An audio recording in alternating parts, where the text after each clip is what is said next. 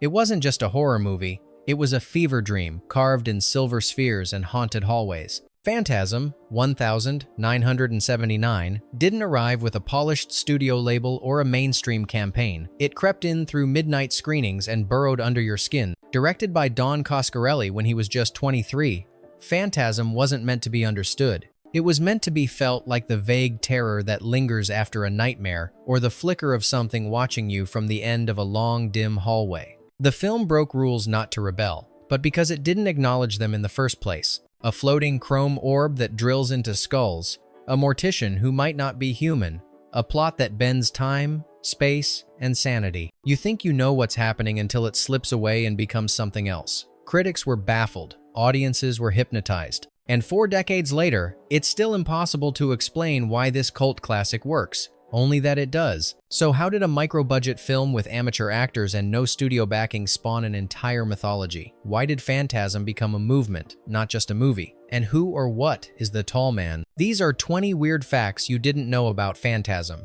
1979. Fact 1. The nightmare that started it all. Don Coscarelli didn't write Phantasm from a scriptwriting manual. He wrote it from fear. Specifically, a childhood nightmare where he was running down a hallway and a silver sphere with blades was chasing him faster and faster until it caught him. That dream didn't fade with time. It haunted him into adulthood. And unlike most filmmakers who start with characters or plots, Coscarelli started with that single, irrational image, a metallic orb flying through mausoleum corridors, driven by unseen malevolence. From that image, the entire world of Phantasm unfolded non-linear, surreal, and dreamlike. The strange logic of the film where things happen without clear cause or explanation was intentional.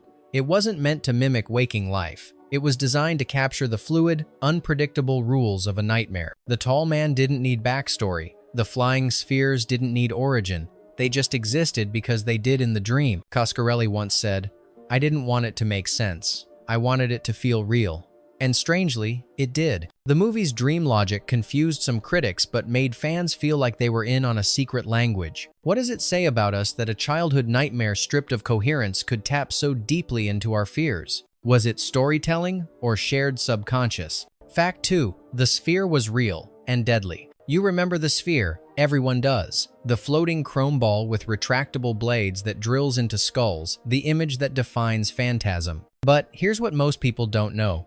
Those spheres weren't just visual effects, they were real and dangerous. Because the film's budget was tiny, less than $300,000, Coscarelli couldn't rely on computer-generated imagery. So he turned to an effects technician named Willard Green, who physically built the spheres out of solid aluminum and chrome. They were rigged with wires, mounted on rigs, or literally thrown across hallways while the camera tracked them. The infamous drill kill scene? They mounted a hidden rig on the actor's back, built a retractable drill with a vacuum system to suck fake blood into a canister, and filmed it in reverse, then flipped the footage. All done practically. No green screen, just old-school ingenuity. But the real danger came from the prototypes. In test runs, the blades were actually sharp, and more than once, actors and crew had close calls with the flying props. One assistant reportedly required stitches after a near miss during a rehearsal take. So the next time you watch that silver sphere dart toward the camera, remember, it wasn't CGI. It was flying metal, moving at speed,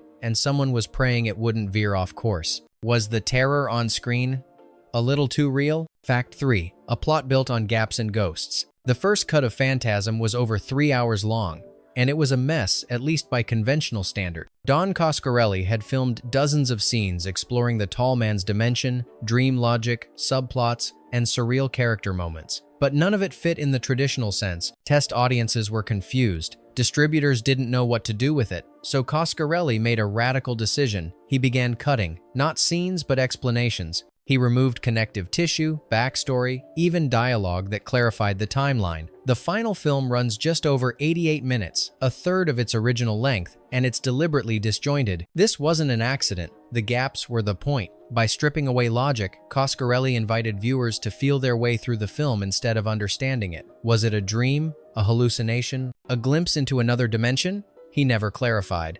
In fact, he leaned into the confusion. Some fans believe there's a definitive timeline hidden in the sequels. Others argue it's a loop that Mike is caught in a psychological spiral after his brother's death. but nothing's confirmed, and that's the genius. Phantasm became a puzzle with no box image. Is the film a story or a mirror, reflecting what each viewer fears most? Fact 4. The coffin that refused to close. There's a scene early in Phantasm where a coffin simply won't stay shut.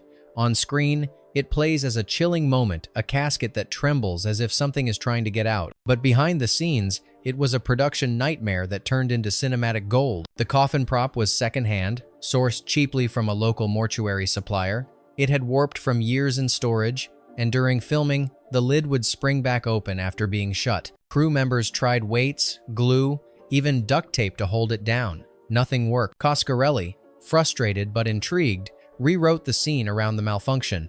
Instead of hiding the glitch, he leaned into it. The moment was reshot to make it seem like supernatural force was resisting the burial, an early sign of the tall man's power. The result? A practical failure became an eerie, symbolic beat. Viewers later interpreted the scene as a metaphor for death's refusal to stay buried, or the dead's resistance to being forgotten. It wasn't planned, but it felt right. In a movie driven by dream logic, sometimes a broken prop says more than a scripted line. Was it bad craftsmanship, or did something really want out? Fact 5. Reggie Bannister was never supposed to be the hero. Balding, ice cream truck driver, guitar player. At first glance, Reggie Bannister didn't fit the mold of a horror icon. He wasn't young or pretty. He didn't carry a shotgun or look haunted. But somehow, Reggie became the soul of Phantasm, and that wasn't part of the plan. In the original script, Reggie was written as comic relief, a quirky sidekick to Mike and Jody. But during shooting, Coscarelli noticed something strange. Whenever Reggie was on screen, test audiences paid attention. His grounded energy,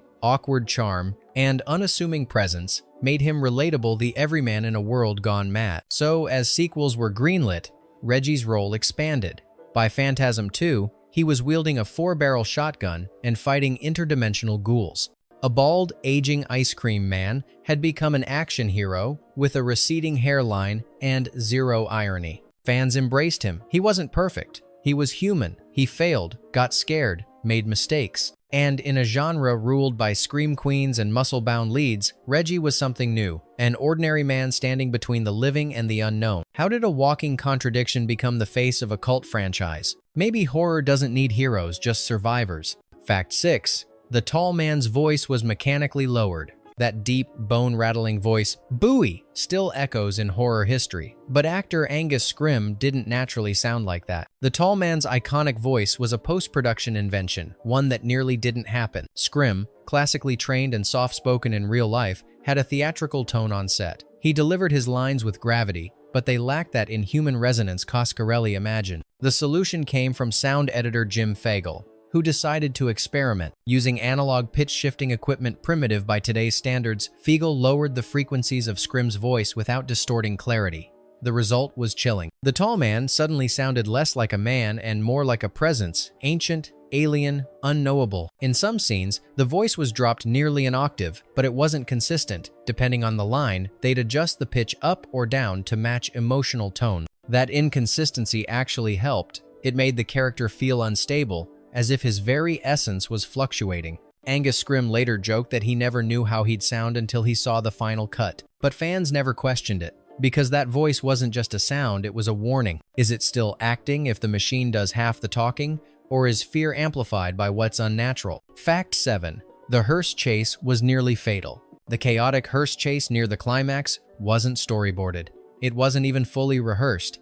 It was desperation on wheels, and it nearly killed someone. With no permits and a shoestring budget, the Phantasm crew filmed the scene guerrilla style on back roads in California. The script called for a high-speed pursuit between Mike's car and the tall man's black hearse, but there was no stunt team. Just Don Coscarelli, a few handheld cameras, and actors driving real vehicles. Bill Thornberry, who played Jody, actually drove the car that swerved, skidded, and nearly clipped a tree. Reggie Bannister, not a stunt double, stood on the roadside for the shotgun blast sequence, uncomfortably close to flying debris. But the most terrifying moment came when the hearse driven by a crew member spun out on loose gravel, flipped partially off the road, and had to be dragged back by locals with a pickup truck. The footage was so raw and jarring that Coscarelli kept it, editing the stumble into the final cut to add realism. No one was seriously hurt, but no one forgot it either. What happens when indie filmmaking pushes past safety? in a film obsessed with death was the real danger. The cameras? Fact 8. The ice cream truck was Reggie's real ride. It wasn't a prop, it wasn't rented. The ice cream truck in Phantasm, Reggie's signature vehicle, actually belonged to Reggie Bannister. He bought it years before filming and used it part-time to earn cash between music gigs. When Coscarelli needed a visual anchor for Reggie's character, they didn't brainstorm vehicles. Reggie just pointed to the driveway and said, "Use that." The truck, already beat up and retrofitted for music gear, became an accidental icon. Its whirring theme music, freezer fog, and pastel paint job clashed beautifully with the film's bleak tone, which was the point. The juxtaposition of a sunny ice cream truck barreling through graveyards gave Phantasm its surreal charm. But the truck almost didn't survive. During filming, the engine died twice, delaying production. And in one scene, smoke pours from the hood, not an effect, but a genuine overheating incident caught on film. Today, the ice cream truck is almost as famous as the tall man himself. Bannister later said fans asked more questions about the truck than his character. When a budget forces you to use what's at hand, can authenticity become myth? Fact 9. The funeral home was an optical illusion. The looming Morningside Mausoleum home base of the tall man felt endless. Marble corridors, high ceilings, eerie symmetry. But in reality, the interior and exterior came from two entirely separate locations and some camera trickery. The imposing exterior was actually a historic mansion in Oakland, California, known for its Romanesque facade. But the interior? A combination of a cramped funeral parlor, an abandoned church basement, and long hallways at the production office. To tie it all together, Coscarelli used low angles, overexposed lighting, and wide lenses to make spaces look deeper than they were. But here's the trick. Many of the same corridors were shot from opposite directions, redressed with new lighting or furniture. A hallway seen in the first act might reappear in the finale, flipped and relit, fooling the viewer into believing the mausoleum was vast and labyrinthine. Even the infamous white room where the portal appears was just a painted set with fog machines and clever lighting gels. The result? A dreamlike, disorienting geography that made viewers question where or what Morningside really was. In horror, is size measured in square footage or imagination? Fact 10. The portal scene was shot in reverse. That iconic moment when Mike is sucked through the dimensional portal, arms flailing, reality warping, feels like something from a big-budget sci-fi epic. But the sequence was built with smoke, plywood, and a reel of film running backwards. With no money for visual effects, Coscarelli designed the scene as a practical illusion. He built the white gateway room with a custom frame that included hidden wires and a collapsible wall. To simulate the effect of Mike being pulled into another world, they filmed actor A. Michael Baldwin walking backward out of the portal while smoke machines blew away from him. Then, in post-production, the footage was reversed. The smoke now seemed to billow inward. Mike's body appeared to lurch forward in unnatural motion, and gravity looked wrong. The trick worked. Viewers couldn't quite describe what they saw, only that it felt alien. Even today, fans assume it was an early digital effect. But like so much of Phantasm, it was physical, imperfect, and surprisingly elegant. Does reversing time literally change how we perceive fear? Or do our brains invent logic when none exists? Fact 11. Angus Scrimm wrote his own eulogy. Long before he terrified audiences as the tall man, Angus Scrimm was a writer, a journalist, actually, who penned liner notes for classical music albums and once won a Grammy for it. So when it came time to deliver the tall man's eerie funeral monologue, "We commend this body to the ground, earth to earth, ashes to ashes." Coscarelli handed him a generic script. Scrimm politely declined. He asked to write it himself. The result was one of the most unsettling funeral speeches in horror cinema, formal, biblical, but laced with menace. Scrimm used archaic phrases and twisted the rhythm to feel just off enough. His delivery, slow, deliberate, cold, gave viewers chills. What makes it more disturbing is knowing that Scrimm was deeply familiar with real funeral rites. He'd attended dozens as a journalist and had studied the tone of ecclesiastical language. When he spoke as the tall man, it wasn't acting, it was invocation. Fans have since memorized the speech, reciting it at horror conventions. A few have even requested it at their own funerals. When horror feels sacred, does it stop being fiction? Fact 12.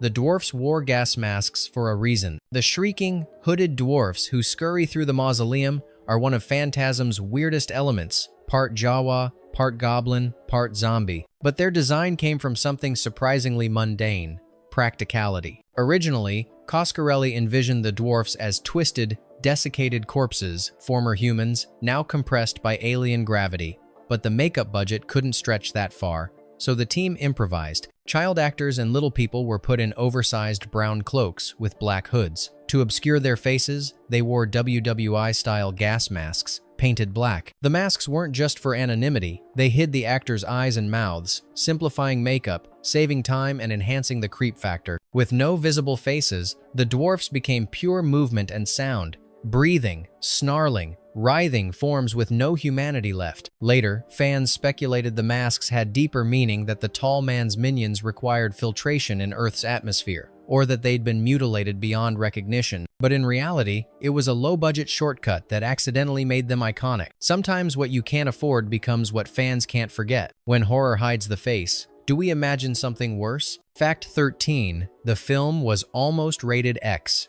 Phantasm doesn't drench its frame in gore. It's not packed with nudity. And yet, the Motion Picture Association of America, MPAA, initially slapped it with an X rating, the same rating given to pornographic films at the time. Why? The now iconic sphere kill, where a flying orb embeds into a man's forehead, drills in, and spurts a fountain of blood, was deemed prolonged and gratuitous. Even though the scene was done practically and mostly implied, the MPAA argued it lingered just a few seconds too long. Coscarelli fought back. He explained that cutting the scene would not only ruin pacing, but also strip the film of its most memorable image. After negotiation and minor re-edits, including shortening the blood spray and reducing sound effects, the rating was changed to an R. But the damage was already done. Some theaters refused to book the film, and video distributors initially hesitated. Ironically, the controversy gave the movie a boost in cult circles. An X-rated horror flick?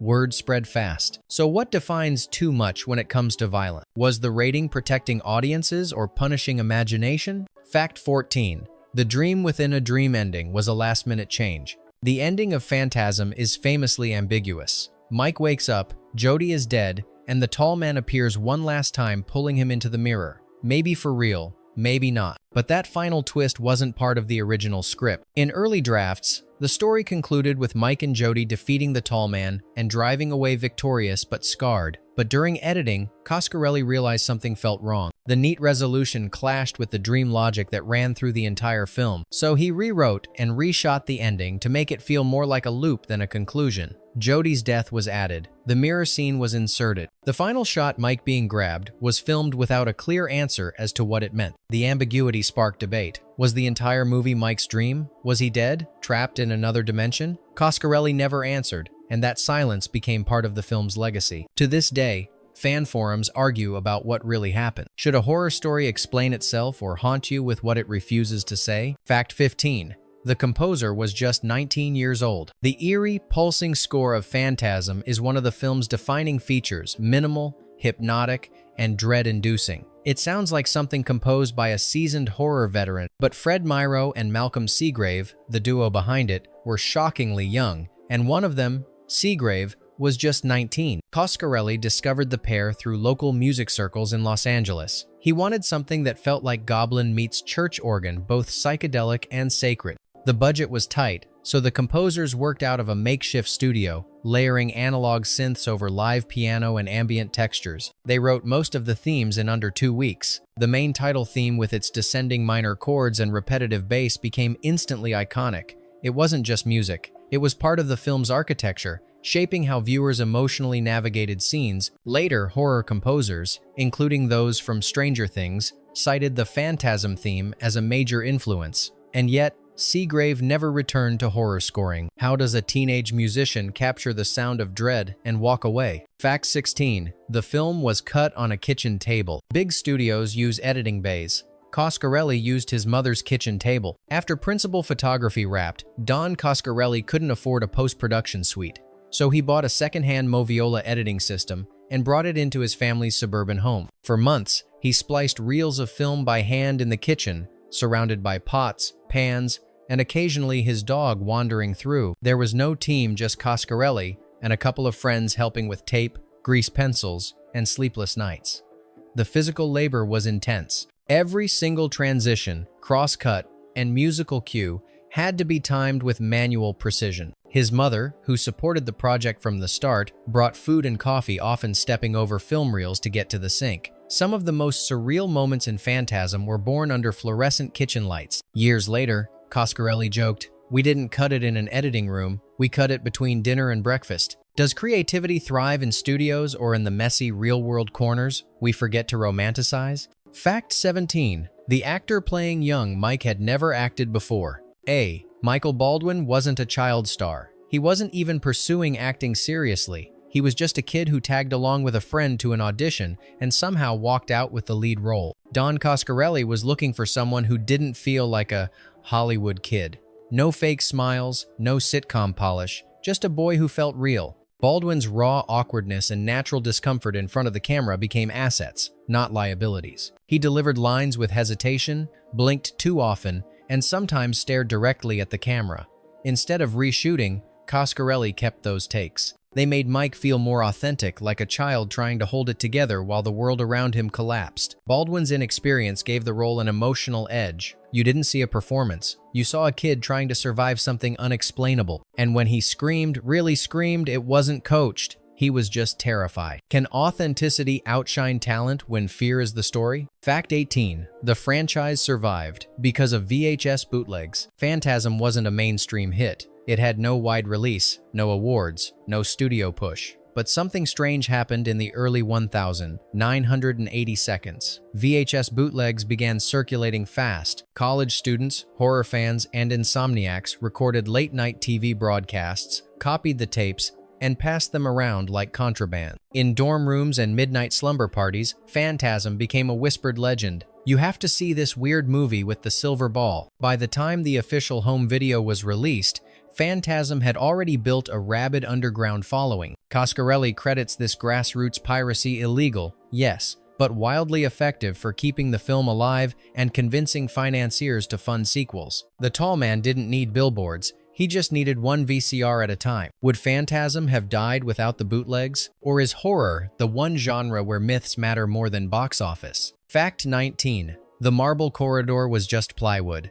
The gleaming marble hallway where the silver spheres float silently, waiting to strike, looks cold, heavy, and expensive. But in reality, it was just plywood and contact paper. Don Coscarelli couldn't afford to rent a real mausoleum, let alone build a stone replica. So he and the crew constructed narrow hallways in a rented warehouse, then covered the walls with glossy faux marble adhesive, the kind used in cheap bathrooms or diner countertops. To sell the illusion, they lit the set from below and above, using bounce boards and reflective gels to create unnatural shadows. Then they slowed down the footage just slightly, not enough to notice, but enough to make movement feel off. The effect worked. Audiences swore the scenes were filmed in an actual crypt. Even critics mentioned the oppressive beauty of the location. But under the camera's gaze, plywood became marble. Glue became architecture. Is movie magic just trickery? Or is it proof that belief is more powerful than reality? Fact 20. The silver sphere had no CGI, just fishing line. The most iconic image from Phantasm, the silver sphere flying silently toward the camera, wasn't created with computers. It was fishing line, mirrors, and luck. To shoot the sequence where the sphere glides down the hallway, the crew tied it to invisible monofilament wire and dragged it through the air, using a slingshot motion while the camera rolled. But they had a problem. The wire reflected light. So they coated it in black matte paint, rewired the lighting setup, and shot dozens of takes, often ruining them with a single glint of light. Coscarelli once spent 8 hours trying to get a 3-second shot, and the sphere's eerie smoothness? Achieved by playing the footage backward again so it appeared to stop mid-air before accelerating. A cheap trick, a brilliant one. Today, filmmakers spend millions to digitally replicate what Phantasm did with fishing gear. Maybe true terror doesn't come from technology, but from tension. Bonus fact, the tall man never blinked. Watch closely. Across the entire runtime of Phantasm, in every scene where the tall man looms, stares, or approaches, he never blinks. It wasn't an accident. Angus Scrimm made a deliberate choice to keep his eyes open wide, fixed, unblinking, no matter how long the take lasted. Even when his eyes watered, even when dust from the set stung his vision, he endured. The idea came from classic folklore. In many legends, creatures that don't blink, demons, spirits, the dead, are considered unnatural. Scrimm leaned into that. By refusing to blink, He robbed his character of humanity. He became a presence, not a person. The result is subtle but terrifying. You might not consciously notice it, but your brain does. We're wired to detect blinking as a sign of life. The absence of it triggers something primal: discomfort, unease, revulsion. Even in close-ups, when Scrimm delivers lines in near whisper, his eyes remain wide and dead, cold, focused, unrelenting. No CGI, no prosthetics, just discipline. And the understanding that real horror isn't loud, it's still. Have you ever stared into something that didn't blink back? Which fact disturbed you the most? Was it the sphere's mechanical menace, or the man who refused to blink? Phantasm doesn't give answers, it gives echoes. Tell us in the comments which details stayed with you long after the credits rolled. And more importantly, what film should we unravel next? If this story crawled under your skin, hit subscribe. The weird has just begun.